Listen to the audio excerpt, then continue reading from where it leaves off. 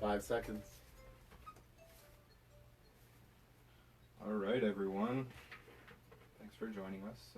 It's a little hot outside. I feel like my brain is a little fried, but I'm still Yuval here with Yo Miami, and we're here for another episode of My Little Town.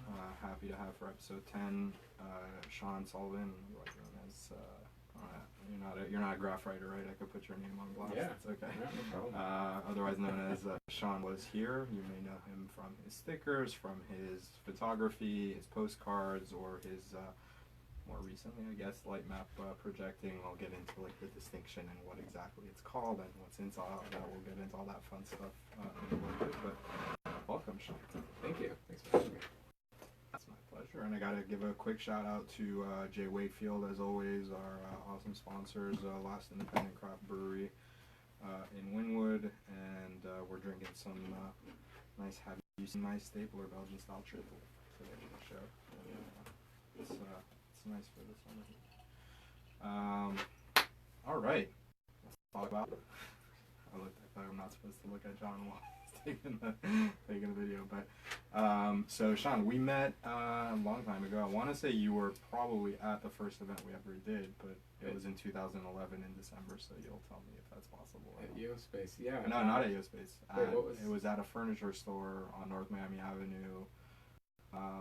Where Gab Studio had their pop-up for a little bit. Okay. Wait, years later, but like, you know where 004 was? Wait, North Miami and what? And 24. Oh, okay. I know that. Yeah. I don't think I was there. I think the first time we met might have been at Space, but that was 2012. Right. Yeah.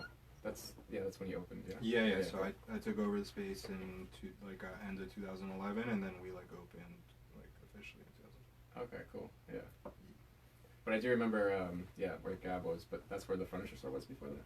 Well, they've had 3 locations that main locations that I know of. So there was the one on 24th where that school is now. Yeah. The building got demolished. Oh yeah. For that, and then there was the one that they moved to after that, which was by the Hugo Fresh on 26th. Mm-hmm. And then he had a quick, it was really more just Bridges, not Gab necessarily, but he had the photography pop up. With Clear Eyes at that place, so it became a medicinal marijuana thing for a little bit, and now yeah, I can't recall what happened after. I have a blank spot in Miami from 2015 to 2008. Right. So because you came back last year, right? Yeah. Well, I just got back in November. Yeah. Of 18 to Miami. Yeah. Right. I just came back in November. Yeah. So let's go back. So when did you first get to Miami? Where did you come from? How did you end up here? Yeah. So I'm originally from Boston. I was living in. I grew up outside Boston, and I was living in the north end of Boston. When I've got a job offer with an ad agency called Sapient, and they were located on Lincoln Road on Miami Beach. Okay. So what were you doing at that time? I was working in advertising, doing creating content for the web for brands. Back then, we were making like Flash games and animations and things like that. Back when mid to late thousands, and okay. So then I had a friend who was working in Boston who went over to Miami and started working at Sapient, and she recommended I drop my resume in. And I had never been to Miami.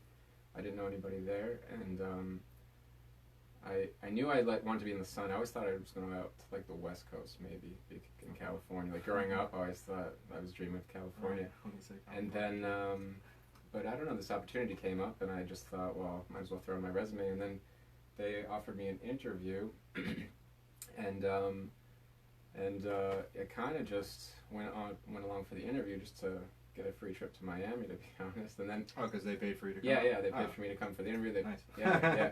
And so I just thought, well, that's cool. I mean, I was 26 at the time, and so I thought it was pretty cool, getting flown somewhere for an interview. So and then I got here, and I don't know. I was just here for actually an afternoon. We were trying to do it for the weekend, coming on Friday and spend the weekend, but the people that I needed to interview with were going away that weekend, and they really wanted to hire someone quickly. So I think I ended up coming in on a Wednesday, the middle of the week. Flew out of Boston, was in Miami for the afternoon, and then flew back into Boston that night. and I don't know, I was just here for so briefly, but I feel like Miami hooked me in right then and there, and then I was really hoping to get hired, and then sure enough, they gave me an offer, and so I took it. So that was the summer of 2010, and that's what got me to Miami, and then I just fell in love. Timing for the art scene and yeah, the timing was just. I mean, I felt really lucky to come into Miami when I did, just because I feel like the art scene was really starting to gain momentum, and I mean Wynwood, I believe, just had Wynwood Kitchen and Joey's. At that time, I mean, there was like a few things kind of scattered, but those are the... Yeah, I remember my first experience going to Wynwood was for an art walk, and I went to Wynwood Kitchen and had dinner there, and that was my first time in Wynwood. But so it was really cool. I mean, from 2010 to 15, I just felt like I landed in Miami at like a perfect time to see something like start from, it was barely anything at that time, to 2015. It was crazy, and now it's just out of control. I mean, I don't think, especially that gap that you're describing from 15 till now, I mean, that was a kind of where things went from that, like, oh, like, we can really see what's happening here, and Wynwood is changing, to like, oh, Wynwood is a different place than when you left, basically. Like, it is that thing that people are like, oh, what is it going to be? How's it? Oh, it's changing, it's worse, it's whatever. Yeah. Like, no one, I feel like, really knew, like, the extent or, like, what that final picture, I mean, it's never a final, like, it's always going to keep changing and whatever, but yeah, I feel like that was definitely a key moment. It's kind of like you were a scientist and you arrived, like, at the tide pools when, like, the first thing started, like, crawling out of the ocean.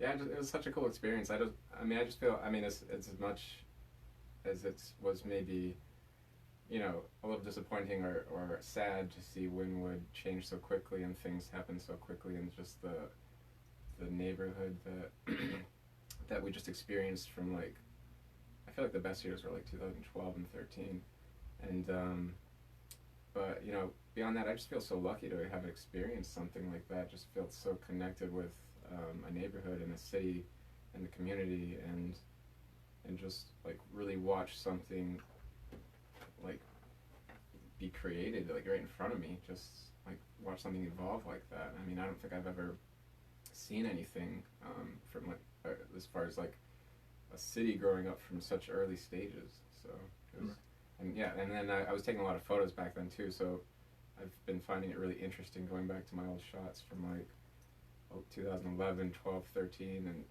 and comparing them to shots from today, or so it's really cool. I enjoy comparing the photography from back then and now. I think it's really interesting. You could kind of do the, have you ever seen those, it's like a common enough thing, it's not like, oh, like, there's that one person that does it that I could tell you at this point, but there's the photographers that do the overlay shots where like they hold up the picture of how city used to, a lot more times it's like with New York or Paris, like old cities or whatever, where they'll show the historic picture overlaps where you could kind of see part of like the modern version.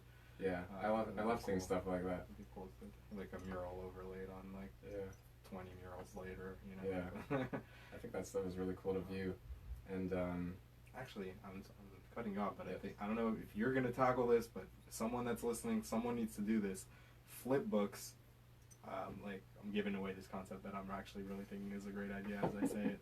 Flip books of one wall, like each wall is a flip book, and it's like every mural that has gone on that. I mean, you save it for ones that, let's say, have been more like it's Wynwood walls, or like, so there's some of the walls like the MSG wall that's across from Wynwood Brewing, and there's some of those that have kind of Yeah, it's a cool idea. That is a really cool idea. I've been looking back at like my shots, and I do have, there's some corners that I have a progression of over a few years, which I think is really cool.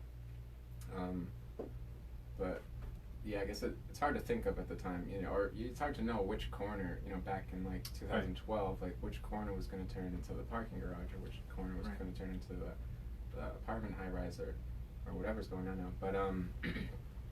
But yeah, just. No, and I think that's what I was going to say before in terms of the timing, is I feel like that, especially that, like, let's say 2009 to 2012 kind of window, is I feel like when things were still raw and undefined enough. Like, there were people definitely moving pieces behind the scenes that, you know, even you or me, or like people who are maybe more involved, like, weren't necessarily aware of at the time. But it was kind of still this, pun intended, blank canvas of a neighborhood, in the sense that there was a little bit of this feeling of like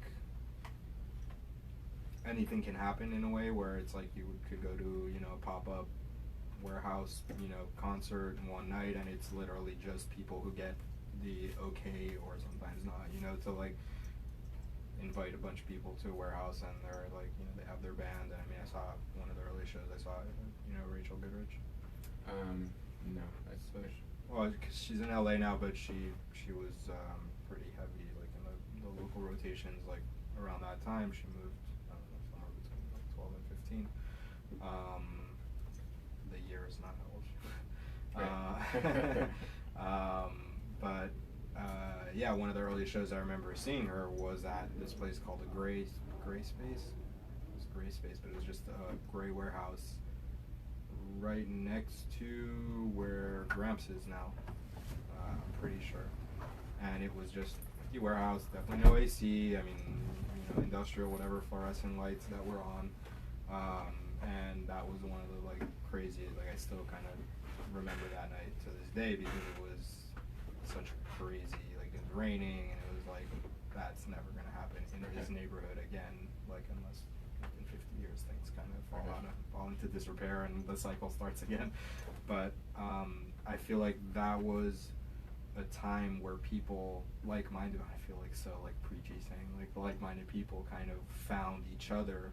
And that's how we met, you know, if it's at Yo Space or somewhere else. Like, I feel like, you know, what I first was aware of in terms of you as, like, you know, like when we first met was, you know, as a photographer, and then also the stickers, like, I, you know, recognized, I feel like, I think it was the orange ones at the time. Yeah, that was the first ones I'm gonna get. So, and that's another thing that I do want to talk about a little, especially for someone who travels as much as you. So, I kind of, I don't know if I coined the term, but I definitely got the Instagram page for it. But vinyl breadcrumbs is kind of how I always think about stickers, or like sticker culture, which really is like a graffiti thing that has gotten appropriated very much, like let's say in more recent years. But you know, for in graffiti culture, the idea is there's no identification. There's no, I mean, it started really with like mail stickers that they would just do hand styles on and trade sometimes, or you know, whatever it was. But the stickers started as just another way to vandalize stuff, and for the other people in their culture to be like, oh, that's my dog, or that's like, you know, or whatever it is, to recognize each other, or that they had been there. And that was something that really resonated with me, and that's how I mean, I printed the first stickers I ever did was in 2009. It was for the family business, perfumes, nothing to do with art or, you know, anything like that. I had redesigned the logo, not me, but I worked with a designer, redesigned the logo for the company, and it was this kind of abstract, you know, shade, whatever thing. And I just did that with the QR code to the Facebook page, which was a new thing at the time, 2009, and a scratch and sniff sticker on it, on the sticker, perfume. So I was like, oh, so cool, guys. I was meeting graffiti artists at the time, like, oh, the stickers. I was like learning about all this. I'm like, oh, cool, like you know, guerrilla marketing. And that was the first sticker I ever did. And I remember you learn lessons with stickers. I don't know if you have like any of these stories in terms of like putting this, you know, putting a sticker in the wrong place, like, you know, getting. I have definitely some stories with that. But this idea that as you travel, I'm assuming you're leaving your, you know, your breadcrumbs behind. And I mean, how often does that have a ripple effect in terms of your life, you know, moving ahead? So yeah, so a couple things with the stickers. Yeah, when I first made the orange ones, yeah, I was pretty obnoxious with them. I was putting them everywhere, and I got well, two things. Some people didn't like them, and then but some people, people started to recognize it. Right. I mean, it was just I was just all the time putting them wherever I could, and so I think that's what. Yeah, that changed. Like, I feel like it became, my work became more recognizable just because the stickers were everywhere. But so as far as travel, what prompted me to make the first? Yeah, like, why are you like, I'm going to do stickers? Well, I thought of SeanWasHere.com in 2009. That's when I bought the domain. And at the time, you were doing photography, like kind of just in general. Yeah, I was still in Boston at the time, and I had just had a camera for maybe a couple of years, and I remember the Celtics. I think they won the championship in 2008, and I was living in the North End at the time, which is where they play. Mm-hmm. And so when they won, I just walked out and started photographing people going crazy on the street. And it was in that moment that I just thought of SeanWasHere.com, because I was thinking, like, what could I do with these photos, and like where can I put them? And then there wasn't, Instagram didn't even exist. I think that started in 2010. So that's how I thought of SeanWasHere. It just came to me when I was out walking the streets taking these photos of people going nuts. And then shortly after that, I was ordering business cards, I think, from moo.com. Mm-hmm. And if you guys want to throw some sponsorship, yes, I shouldn't be. Well, I didn't even. No. But okay. So well, the reason why I said that, they were like doing a promotion for stickers, like at the same time with business cards, and I was like, oh yeah, I guess I'll make a sticker. Oh man, right. So it's And very then happenstance. So it was just like, and then I made it, and then I didn't even think about like sticking them around until I got them, and I was like, I can like put these around places, and it says, I was here, and that's kind of cool. And then I got carried away. It's easy to happen. Yeah, so that's how SeanWasHere started, and that's how the stickers started, and and that's interesting because I kind of started brewing that up in 2009, and then I moved to Miami in 2010, and that's when I really started gaining traction with it. So I don't know. That's another thing about Miami. I feel like life as I know it, or I have created it, kind of like started when I moved to Miami. Right. So yeah. I feel like this is I feel like this is more home right now than Boston is. Although Boston's where my roots are. So. Right. Sometimes plants get transplanted. Yeah. Cut what's it called? Whatever. It's kind of but I mean, I think that's a very Miami, a very Miami story. I feel like that idea, like, I came here for a job, or I came here on vacation, or whatever it is, and then there was the allure, there was the magic of the Magic City that kind of draws people in, and yeah, I think it's interesting, and seeing how that happens with different people, different backgrounds, different ages. Like, my grandpa was in his 50s when he was in the 70s, and he would come here on vacation with the family and whatever, and then decided to move here in 79, and at 50 start a new career with 3 kids, not knowing anyone really here or whatever. So very different circumstances, but there's that commonality, I feel like, where I don't know, I feel like I've had this conversation with people where it takes a certain type of person to thrive in Miami, and we get so much influx of like New Yorkers and Californians, like being, let's say, the two main ones, or we'll get into like South American, Asian, like everywhere else in the world, but from the U.S., like the Northeast, and like New England, like all those areas, I'm gonna come and like revolutionize things, and like, I mean, I see it at least all the time. It's just like event companies and like promoters and the art groups and all that stuff, where it's like, oh, you guys don't know what you're doing. This is virgin territory. I'm gonna come and and like kind of, I'm gonna like write my name in stone, because I'm gonna bring the New York to Miami, and then fail miserably, like after 6 months. And then you have people that come and kind of drift around and find their place and stay 50 years and find a way to thrive. And I feel like there's something there that needs to be explored in terms of like, what is that? Yeah, what is that quality? Yeah, for me, coming here, I mean, I had a job lined up, so I guess it made it somewhat easy.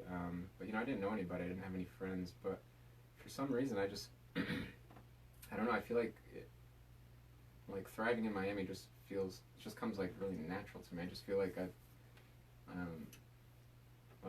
been happier here than when I've been anywhere, and it was just easy for me to be part of a community, meet friends. And then actually I got laid off from that job in 2012 because they lost some business, so I was actually only with that job for 2 years.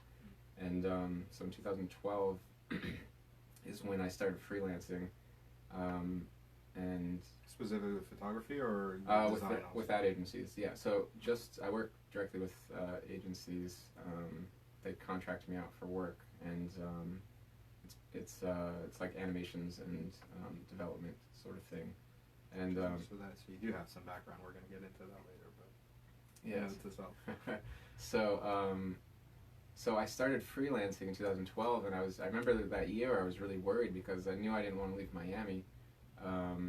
At the time, there's actually a lot more agencies now here than there used to be, but in 2012 there wasn't as many, and I wasn't sure what my options were going to be, but I don't know, Miami provided, and I just started freelancing for a couple agencies around Miami, and then an agency that I was working for in Boston, I was freelancing for them at that point, and I've been working with another agency out in Portland, Oregon,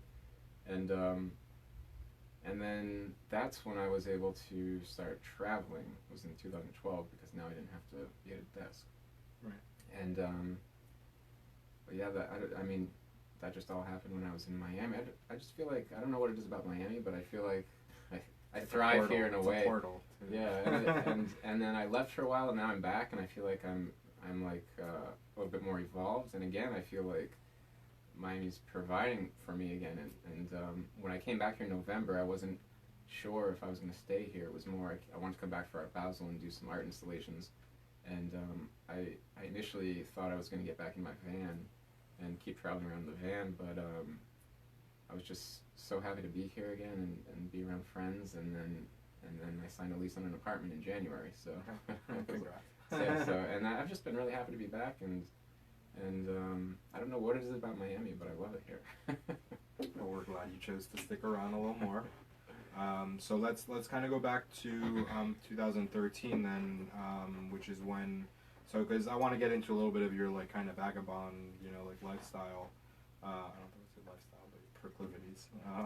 And so in 2013, you went on what was supposed to be a 6-week trip around Europe that ended up turning into 8. So I guess you do have this habit of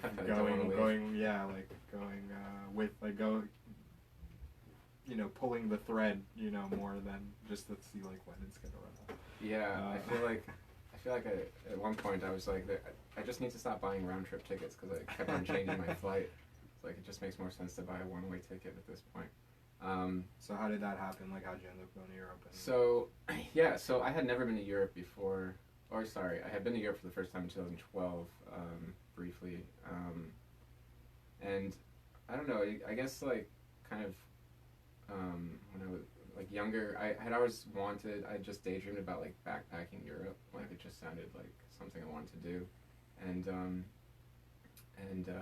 I guess, it's not as popular here in the States, and people don't really take that time off, but like all around the world, people take all this time off, and people take time to travel around countries for longer than going on vacation for like a week. So I really like the idea of backpacking around Europe, and so I decided that's what I was going to do, and then I thought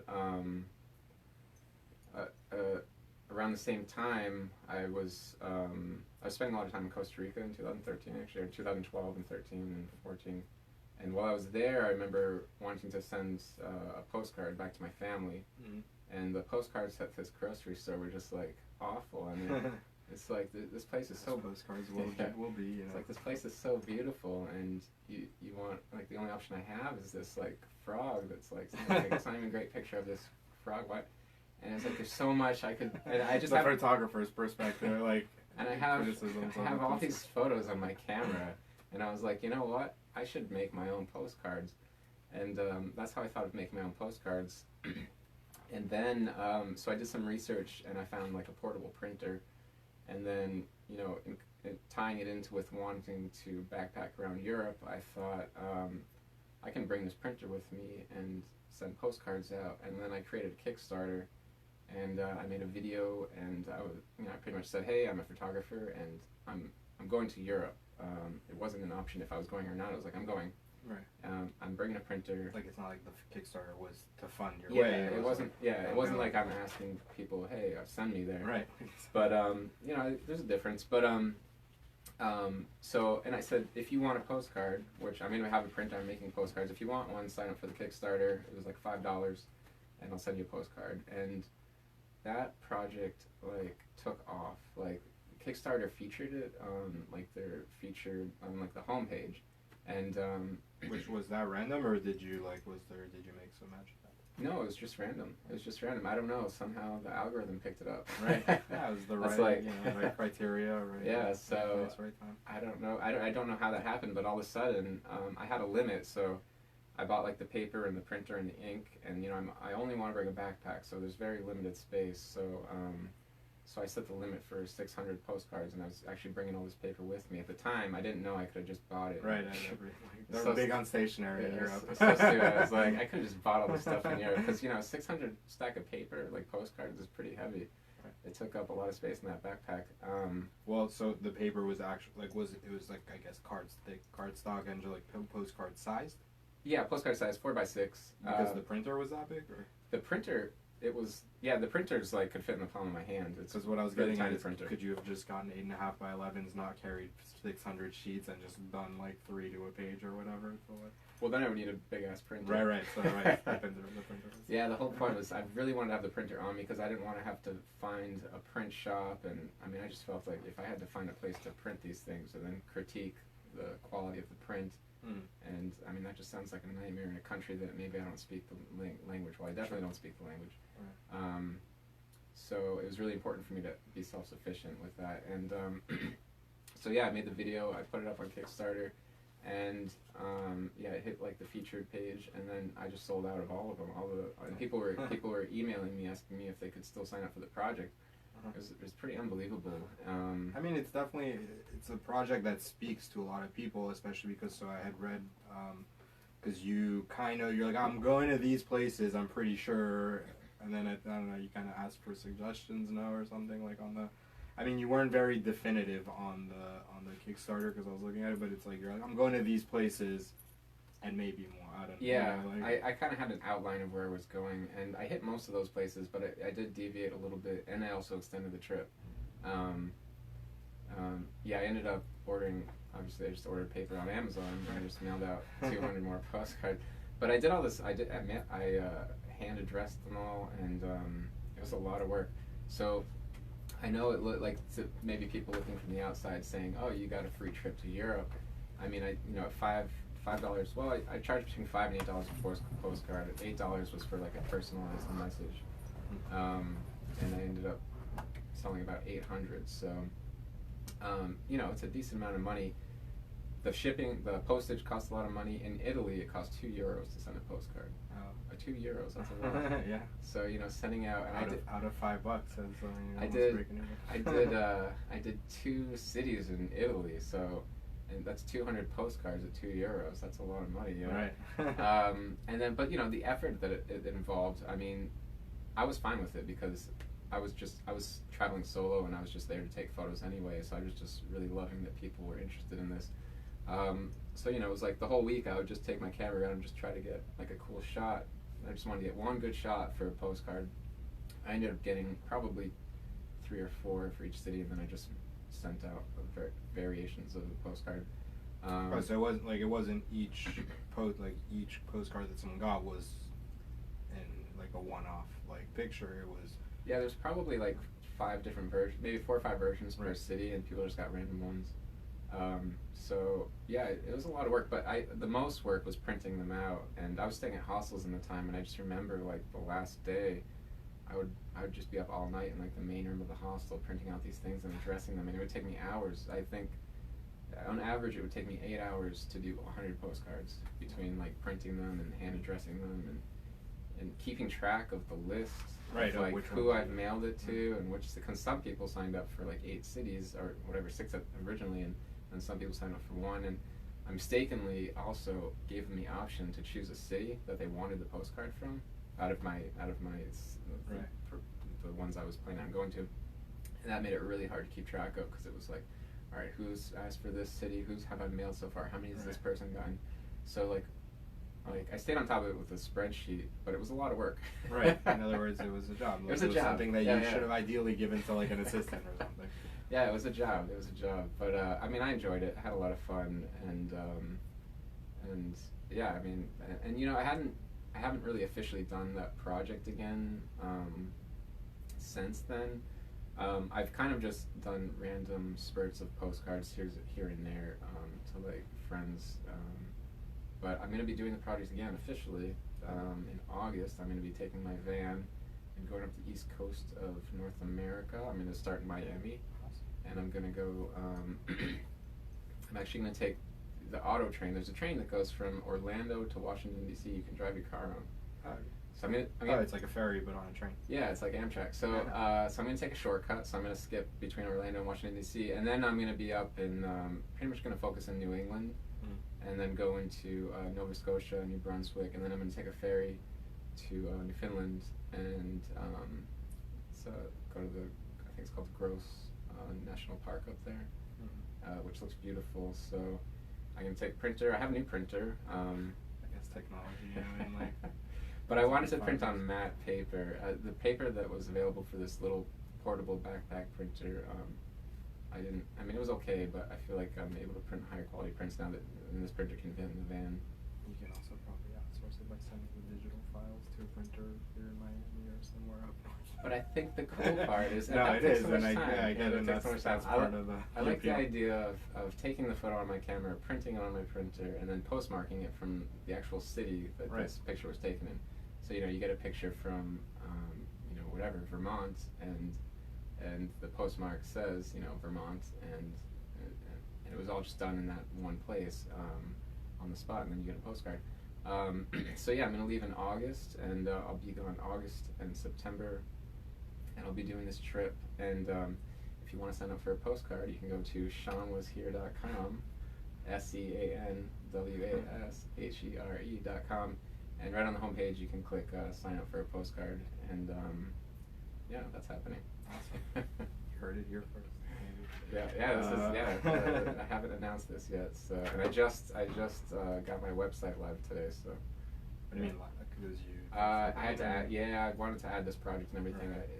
You know, the best way to get something done is have like a real deadline. So I was like, I got this podcast today, and I've got to. So we helped make it happen. I've got to get my website up. So I feel like you know, it's funny. My sister told me this once. You take as long to do something as the amount of time you have. It's very true. Right. So, it is. And I did want to say like it. I do because I kind of like made the comment or whatever, but I do very much.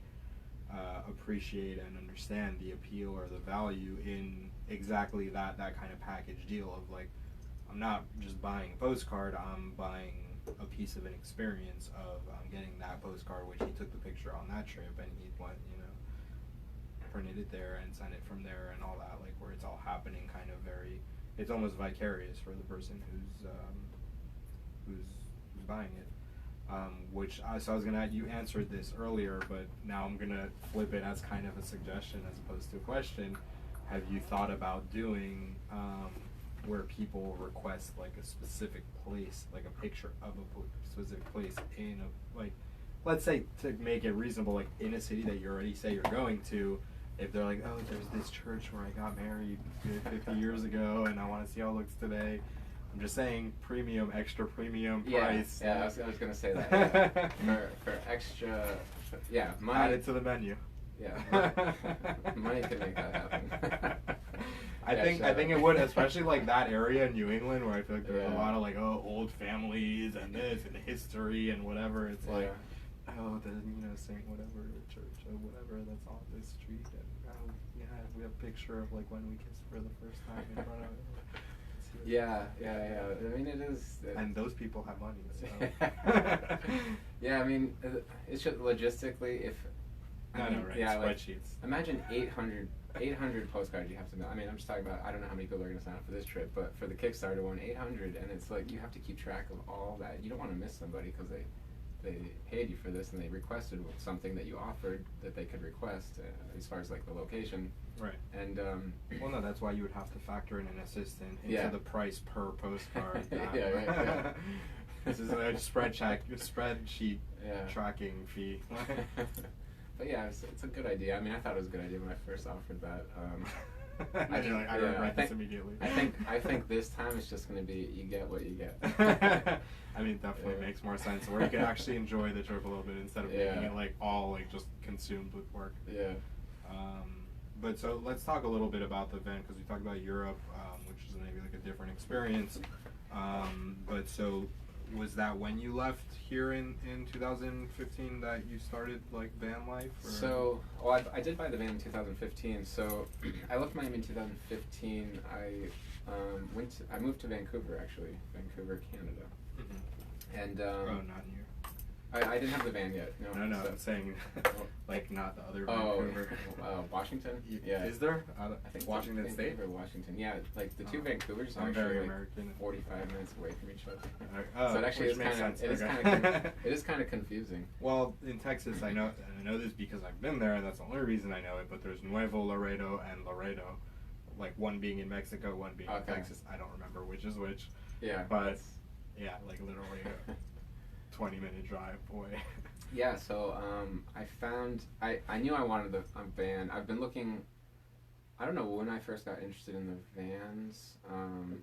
I would say, I don't know, maybe around 2012.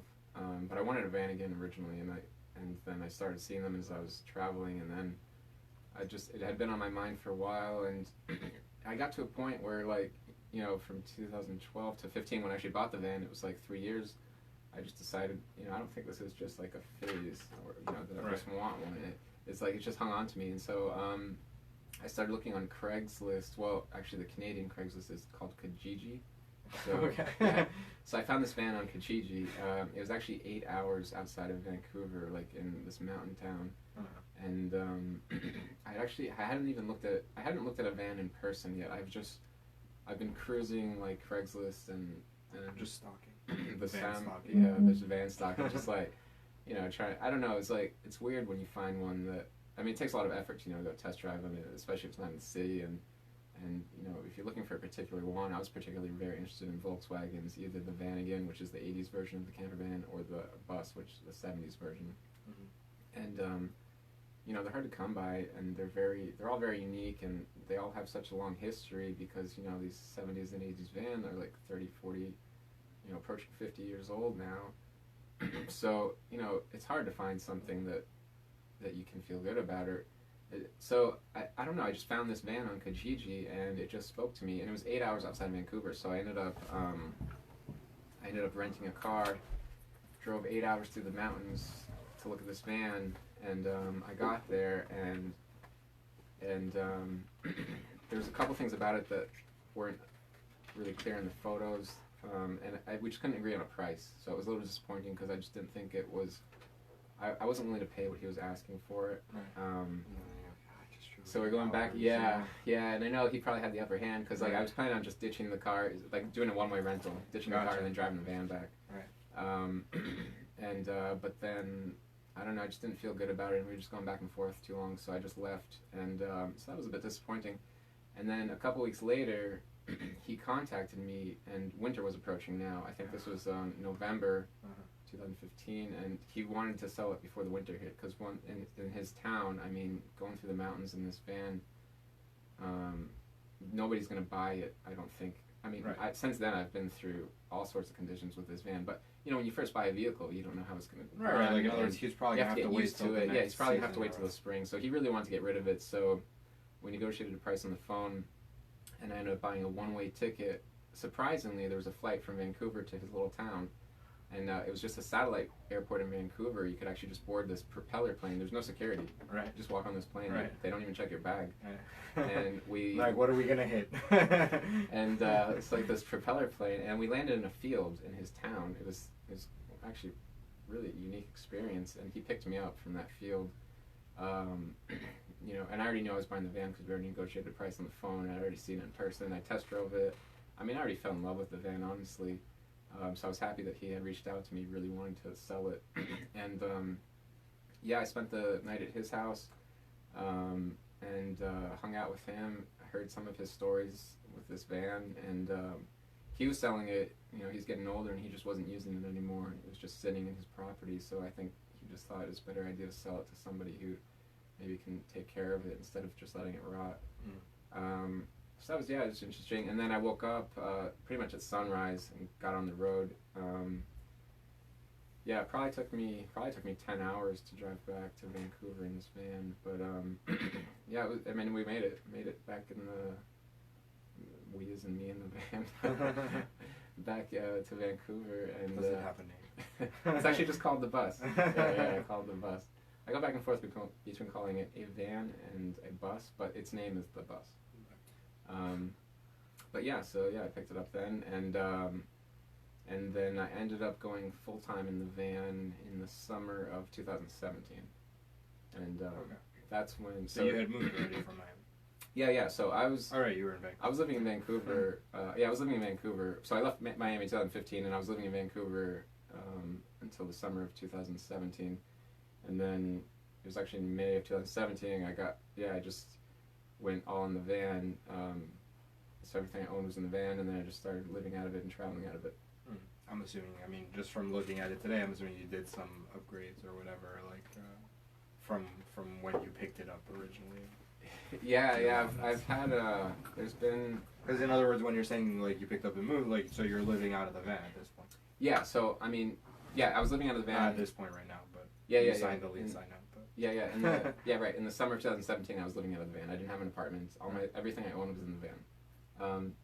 Right. So for the first like 2 years that I owned the van, I guess it was like learning experience. I didn't really know anything about mechanics of the van, which I've learned a whole lot about now. So yeah, breaking it in, learning how to drive it, getting comfortable with driving it, and just, I mean, now I feel like, it's second nature to me, which is great. So yeah, I guess it's approaching 4 years now. But yeah, those 2 years were good because, I mean, I did have a lot of problems. Not a lot, but things came up that needed to be addressed, and it's probably better that I was able to address them before I was living out of it. So right. Kind of worked out in that way. Right. And so then, what was that like? So then, 2017. So I guess you're in it basically until you come back here in 2018, like in November. Yeah. So I didn't have an apartment from the summer of May of 2017 until I got back to Miami just now. I didn't have an apartment. So I guess you could say I was living in the van, but I also, actually last summer I went to Europe and I was visiting friends, and I also rented a place in Airbnb, so it wasn't like a full stretch of time, I guess. There was like on and off periods, but Spurts. But certainly from summer of 2017 till January 2019, I didn't have an apartment. So Right. yeah, so that's So what that was. What was that? So in other words, was it for you kind of part of the experience of the travel? Was it the idea that you could kind of more freely float around and kind of take in the world, like as like having that resource like with you? Or I mean, I guess the idea of traveling around in a van really appealed to me back when I really started traveling. Just the idea that I could work on the road, like why not? Why Right. not go in a van and like just live anywhere and be all the way. in the woods? Wi-Fi? I'm guessing not. Yeah, I mean, that was one thing I need to keep track of. I always need to make sure I was able to have internet so I could be on email and get work done.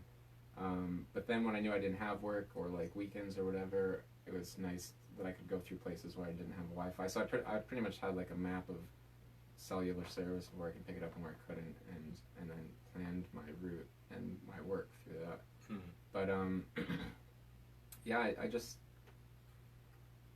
the time in the van was just really great. Looking back on it now, at the time, some things were really difficult, and I had like good experiences and bad experiences, and it just goes by so quickly. And now I'm looking back, and I was like, wow, that was actually pretty damn amazing. Right. Maybe I should go back out. Well, that's why I want to do this trip this summer, because I was like, all right, so I'm gonna do I'll do 2 months this summer in the van and get my fix. But I mean, right now it's really nice.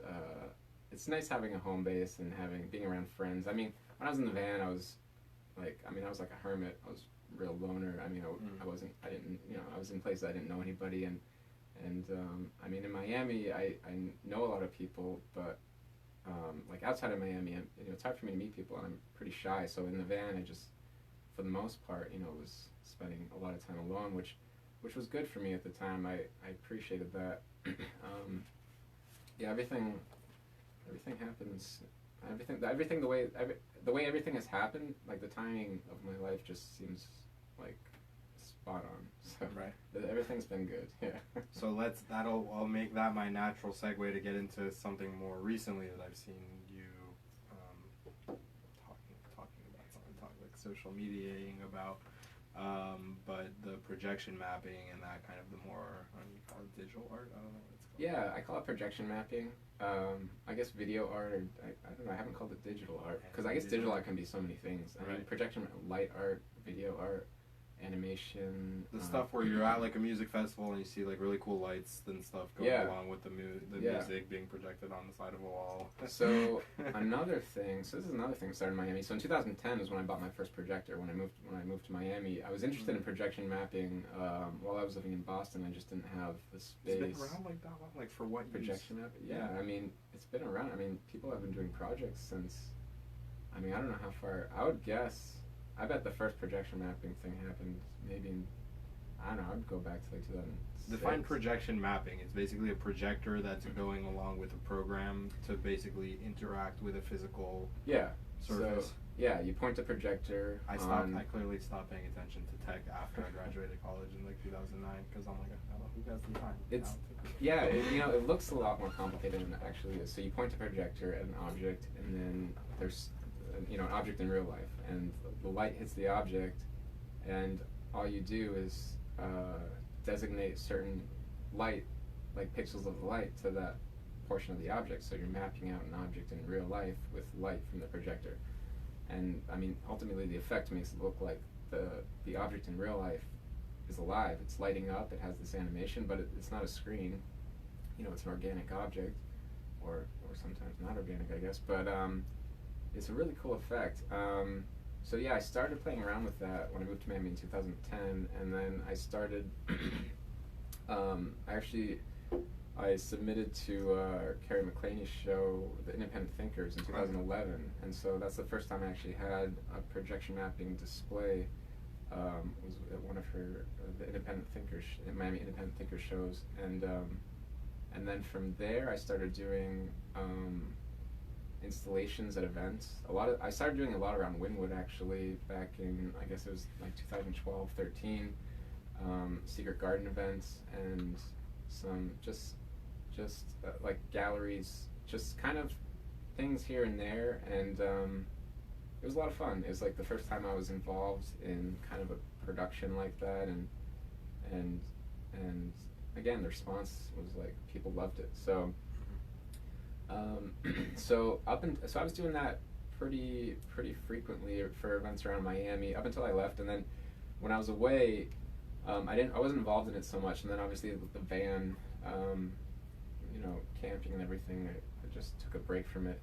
So when I came back to Miami for Art Basel, so I first came back for Art Basel actually in I guess it would be Art Basel 2017, right? So I was in the van in the summer, and then I came back to Miami in December 2017 just for Art Basel, and I did an installation at Rockastella, which is a music festival on the Saturday of Art Basel. Yeah, at Virginia Key. Yeah. So, and that was with the van. So that's the first time I had the idea of projecting light onto the van and mapping out the van and just having animations on the van. Mm-hmm. And so that worked out really well. And then so that's why another reason why I wanted to come back to Miami for this past year, 2018, for Art Basel. So yeah, Art Basel passed last year, and then I left Miami, and then this year I came back again, 2018, and then I was involved in 3 different installations. One was at Win 317 at their new space in Buena Vista, and then another one at across the street from Corner Bar, and then another one again at Rockastella for the music festival. And this year, I had a lot more animations planned out, and had like the contour of all the lines mapped and animated out, and it was just it looked amazing this year. I was just really happy with it, and it was again a big hit, and so that's kind of like that's been the most fun I've had with the projection stuff. And then more recently, I've been working with another artist, a local artist, Luna, who's part of the Laundromat Studio Space. Now she's part of It's Negative, and she makes like paintings and sculptures, and her work is very geometric, which I feel like lends itself to the things I like to project on, because you can map it out pretty precisely, and it just looks really really cool. So I work with her a lot, just kind of like installations in her studio, and just some events here and there. So it's a lot of fun. Yeah. Yeah. And so does that ties back to the animation stuff you're doing for advertising agencies?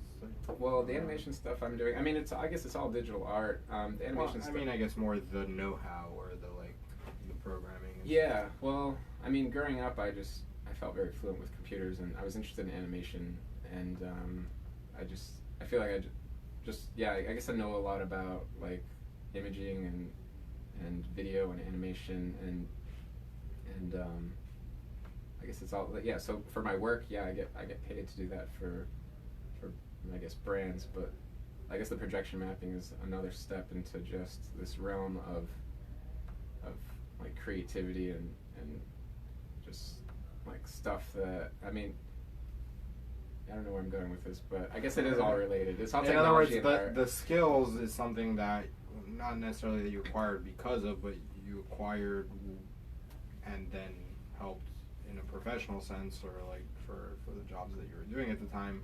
But then you found a way, with time, to apply those skills or that skill set to this creative outlet that you enjoy more, let's say, than when you're doing it for a client. Yeah, I mean, I guess it's all related. It's all, I guess the thing I really love. I like art, and I like technology, and I guess this is like a cross between the two. Right. So I guess it's all kind of related. I don't know if one really evolved into the other or whatnot. But I guess it's just a question that you became proficient in, and then you're able to apply it where you need or want to. Yeah. Right. Yeah. Question: have you thought of yet projection mapping a map of all the places you've been in the van, on the van? Inception. Okay. I don't know what that would look like, but I'll just plant the seed.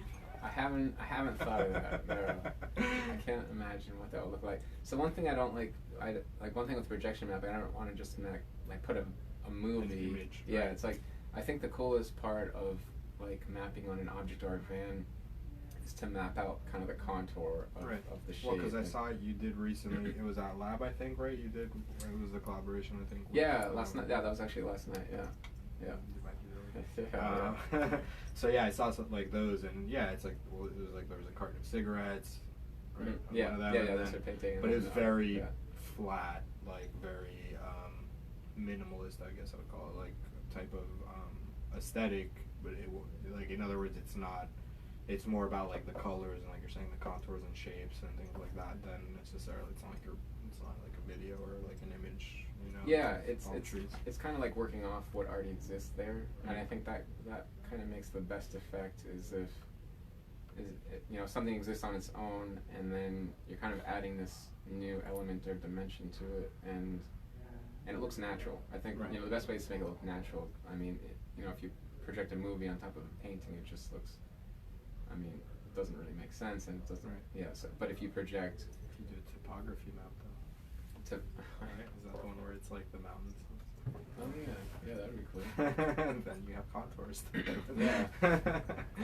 One thing I thought about, actually, one thing I'd like to try doing, but I haven't yet, is projecting out nature and actually projecting out with like trees or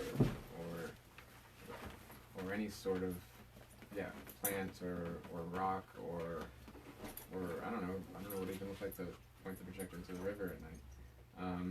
No, that would be cool. It would be cool, yeah. It takes a lot of battery power.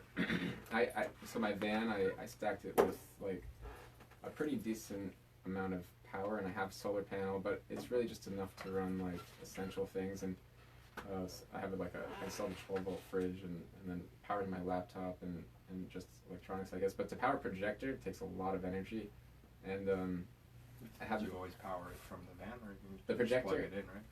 Yeah, well, if I'm Anywhere. out in like the woods, Right. like I need to have my own power, and then I feel like that would really just involve a generator, and then the generator makes noise. So I haven't really. I would like to just try. I'd like to try it out in nature, but I just haven't really gotten to that step. Solar, man. Well, I do have solar, but solar is like you need a lot of solar. Yeah, you really need just a larger battery bank, and solar can like charge that battery bank, but you need a battery bank that's big enough to power. Elon Musk, I know you're listening. Yeah, I'm sure he's way ahead of where I'm at right now. I'm sure, but yeah, that's an idea I've had that I haven't tried out yet. Oh, you know what? Hit up that, what is it, Airy, whatever, the Everglades like artist residency. That seems like a good. Okay, I'll check it out. Yeah. Sowing the seeds. All right, Sean. You were here. We were here. Yeah, it was here. Quickly, huh? It always does. People are like an hour, and I'm like, yeah, that's really cool. It goes really quick. Yeah. I think we covered the bases. We covered the big highlights. But go ahead and so we talked about the website, but why don't you go ahead and shout out again where people can find you on socials, on your website, and if you have anything coming up like in the next couple weeks, aside from the new era postcard challenge. Yeah. But. Yeah, thank you. So Instagram at SeanWasHere, and that's SEAN was here.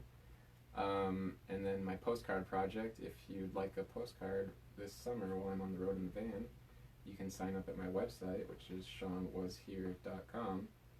And a couple things further down the road, Secret Garden is having an event 4th of July weekend, which Secret Garden, they're having an event 4th of July weekend that they just announced today, which I may be involved in doing an installation there. And then fast forwarding Rockastella this coming year, the Saturday of Art Basel, which is December 7th, I'm going to have the van installation out there. Likely doing it some other installations around town during that time as well. So not so much of installations happening I guess 4th of July, but yeah, things will be around. Check out, I post the most on Instagram, so if you want to follow me and see what I'm up to, follow me on Instagram, and then you can keep track.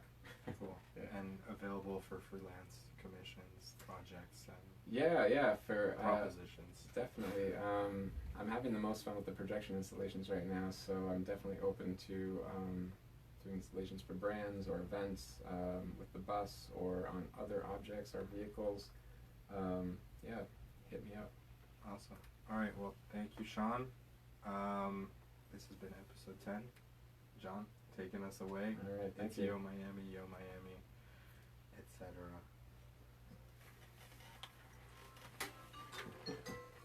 All right. All right.